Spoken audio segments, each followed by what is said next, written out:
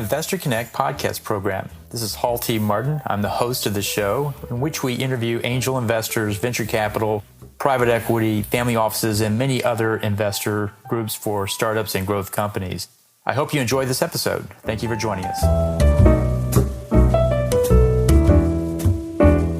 Well, hello, this is Hall Martin with Investor Connect. Today we're here with Wayne Wu of VMG Partners. Wayne, thank you for joining us.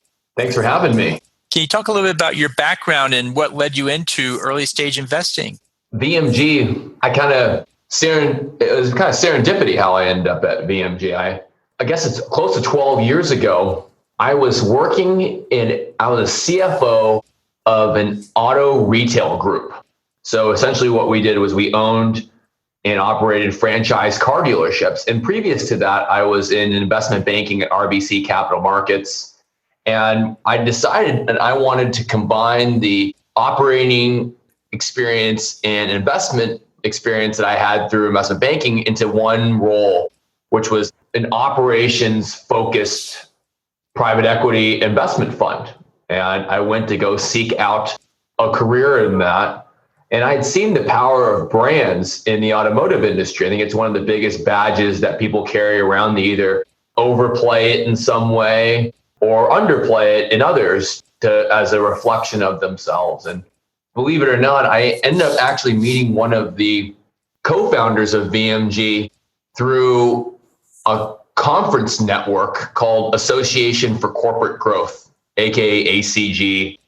And there's a San Francisco chapter where when you get admitted into the chapter, you make a speech and introduce yourself. And I made a speech in front of a luncheon of 200 people. I said, I'm Wayne Wu, I'm a CFO of this automotive company, et cetera, et cetera. But having said that, I'm looking to transition into an investment role at a private equity firm. If anyone's interested in my background, please let me know. And as I walked off the stage, one of the co-founders handed me her business card. And from there, I ended up becoming one of the first hires in VMG history.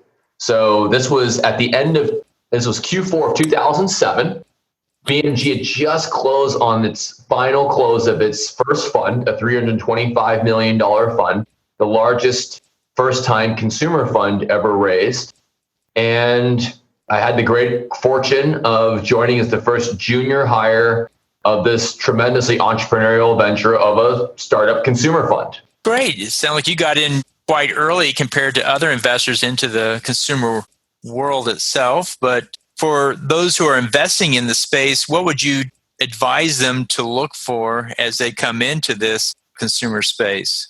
In terms of investors or someone seeking to become an investor, could you clarify the question? So someone that wants to be an angel investor or a venture capital investor, and they're now entering the consumer space. They may have invested somewhere else, or they may not invest at all, and they're now coming into the space. What advice do you give them about investing in this space? Yeah, a few things. One, don't extrapolate your own personal taste profile onto what would be a good consumer investment. And I think that's the nature of the beast, where if you're investing in energy companies, you have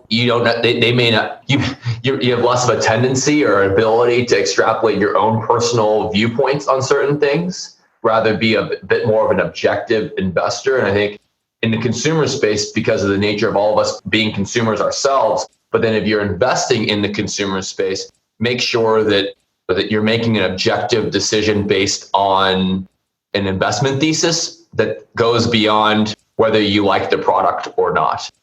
And then secondarily, really just think about not only where trends are going, but also how people are buying things. I think really focus on incremental change, not step function change. I think there's a dynamic where folks believe necessarily that suddenly everything's going to necessarily maybe be bought direct to consumer online, or people are going to move from eating Cheetos to Cricket flour bars. Neither of those things happen overnight. Both are moving more towards those types of directions, but it's incremental as opposed to a step function change. So what is VMG Partners' investment thesis? Specifically, what are you looking for in the consumer space with your current fund? And what gets you excited out there as far as sectors or stages? Yeah, so we are the largest fund focused solely in branded consumable products. So we invest in branded food and beverage, personal care, beauty, pet food, pet treats, and then the wellness supplement space. So as much as we define what we invest in, it's also what we don't. We don't invest in retail, restaurants, private label manufacturers, or even branded hard good or lifestyle items. So we don't invest in apparel, footwear, things that you would find like coolers, etc. Really things that are higher frequency of purchase items. In terms of size and stage, as a result of the narrowness of the categories we invest in a pretty wide range of stage. So it's really anything past proof of concept. So we'll invest in brands sub 5 million of revenue with a sub $5 million check size in terms of investment. And we've also invested in brands that have over a couple $100 million of revenue with, a $200 million check. So for us, the core thesis is around branded consumable products, currently founder-run or highly founder-involved businesses that are where our thesis is around growth. In terms of growing the company, we're not turnaround investors where we're trying to extract costs or drive our return through putting debt or leverage on the business. It's around building iconic brands at the end of the day and changing incrementally what consumers put in and on their bodies. Well, it seems like the CPG space, consumer product goods space, is evolving rapidly. How do you see it evolving in the next 12 to 24 months? What do you think is going to be coming up that gets you excited? What's interesting is you have a number of different dynamics at play. You have the continued consolidation of the strategic buyers. So seeing Tyson buying Keystone Foods. You saw Pepsi this week buy SodaStream for over $3 billion. You're seeing Campbell's had bought Snyder's Lance, and now they're thinking about breaking it apart. You have the continued dynamic of the Kraft Heinz consolidation. So you have the big getting bigger, but then also needing to match that with where the consumer is going at the end of the day, and in terms of where they buy their products and what products they're buying. So they're consolidating to become bigger, to take conventional brands and drive costs out of them, but at the same time, starting and acquiring better for you brands to help drive growth for these large conglomerates and matching where the consumer is going. How do you see direct to consumer playing into it, innovation in the actual distribution? It seems like everyone's shifting a little bit away from retail to online, Amazon and others leading the way. But where do you see that fitting into the investment thesis? We're trying to match where the consumer is and where the consumer is going. So again, it's about incremental change. We don't believe that the consumer is ready today to buy everything online. They buy a portion of their products online and they buy a portion of their products in store. So our investment thesis is to match that. For example, we have brands that are 100% direct to consumer, such as Daily Harvest, which is really reinventing a plant-based, both snacking and on the go, but also meal occasion through their smoothies and harvest bowls. And then you have traditional retail brands that grew within the store, like our sparkling water brand, Spindrift, that I have in my hand right now, that is sparkling water with just a tiny bit of fruit juice in there for flavor. And so consumers are still buying things in an omni-channel basis. And we seek to build omni-channel brands, meaning brands that are both online and off, and not taking a very extreme approach to it. Again, really focusing on this theme of incremental change. And what do you see as the challenges for startups in the consumer product space? What unique challenges do you see they face compared to other startups that they have to navigate? I think it's an interesting time where I think there's a question for brands of, do they start online or offline? As it relates to natural, organic food, beverage, and wellness brands, we had an era where Whole Foods Market was a relatively decentralized entity where where entrepreneurs could get their start in a handful of Whole Foods Market stores, get into a particular region, and then eventually go national.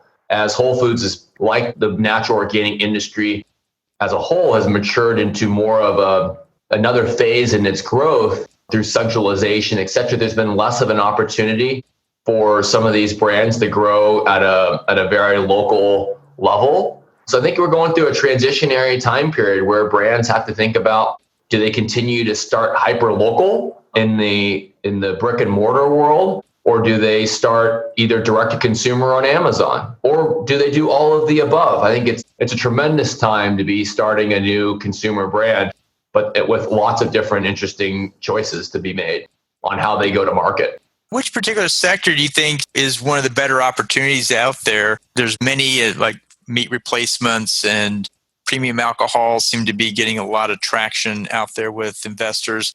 But what other sectors do you get excited about? I think one thing to note before we get into sectors is our approach. Our approach is to focus on the micro versus the macro. And what I mean by that is we believe that the right way to go about making investments is to really is to take an ecosystem approach. And what I mean by that is we only play in a very small handful of categories. And each of them has its own respective ecosystem. And what we want to do is to be the most supportive investor to a broader ecosystem. We may have 10 to 20 portfolio companies at a given time, but we want to help support hundreds and thousands of entrepreneurs within that respective ecosystem from very small, knowing that the likelihood is for most of them, we'll never make an investment necessarily in them, nor do we have the hubris to think that they necessarily want us. But support those brands, those retailers, those distributors, and the whole flywheel that makes that go around, and learn about them over time. Where we naturally end up making an investment in them, then we think about it as dating to marriage as opposed to eloping, which we think makes for more successful investments. So as a result, we end up with a portfolio where we've become the most active investor in the nutritional bar space over the last 10 years.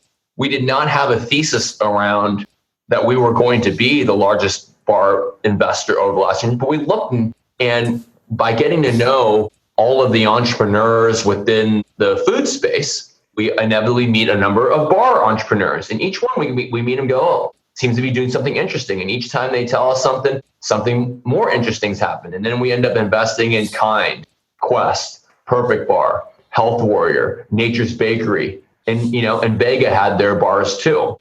Now, as a result, we could have said, and then you back into the fact that the real theme that's happening is on-the-go snacking, protein supplementation, less sit-down meals. But if we had formed a thesis around that, we might have chosen the wrong brands. A lot of investors form a thesis around, we want to be in plant-based or some other theme, and they just start working their way down a list. And you end up with potentially a C or D level asset. We're focused on finding A level assets with awesome entrepreneurs who have potential with our help to become iconic brands.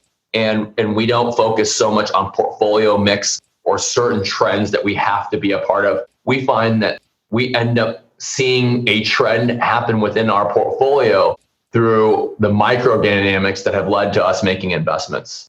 Well, that's great. As an investor, what do you see as the primary risk in investing in this space? What are you trying to mitigate as you go into these opportunities? One of the trends that you're seeing happening is both entrepreneurs and newer investors in this space are investing in opportunities that are a little niche. So too specific, small market size, where the biggest, even if you own 100% of said market, you don't end up with a very big company that is self-sustaining in nature without need for further capital raising. So something very niche.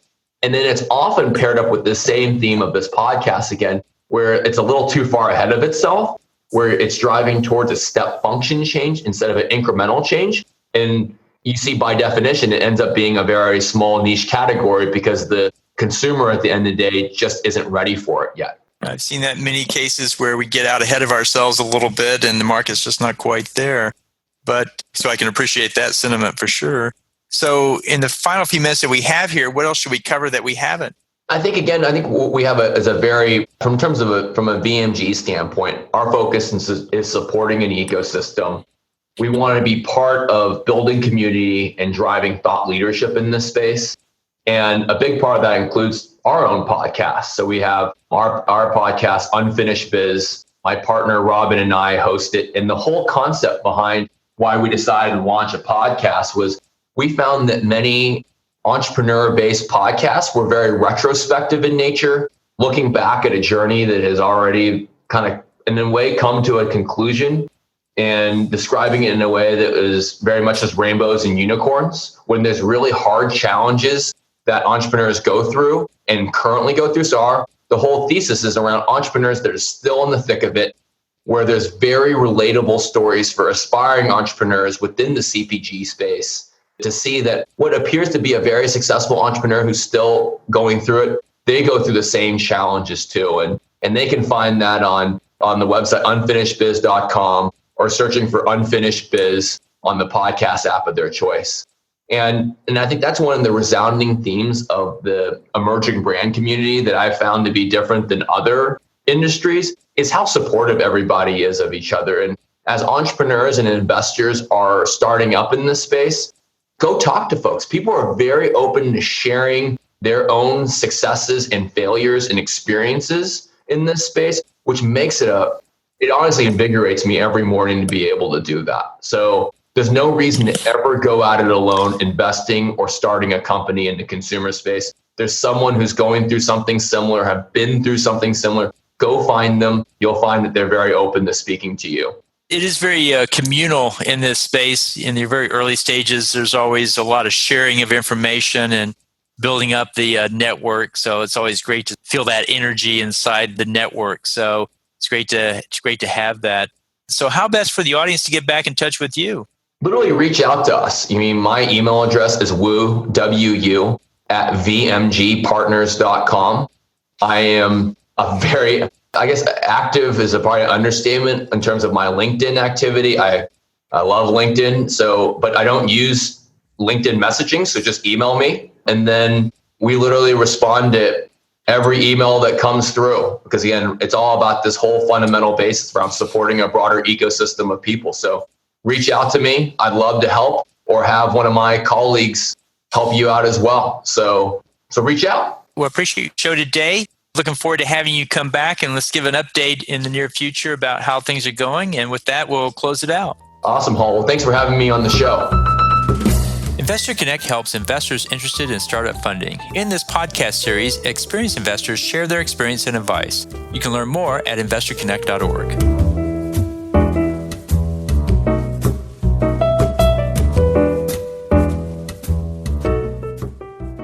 Paul T. Martin is the director of Investor Connect, which is a 501c3 nonprofit dedicated to the education of investors for early stage funding.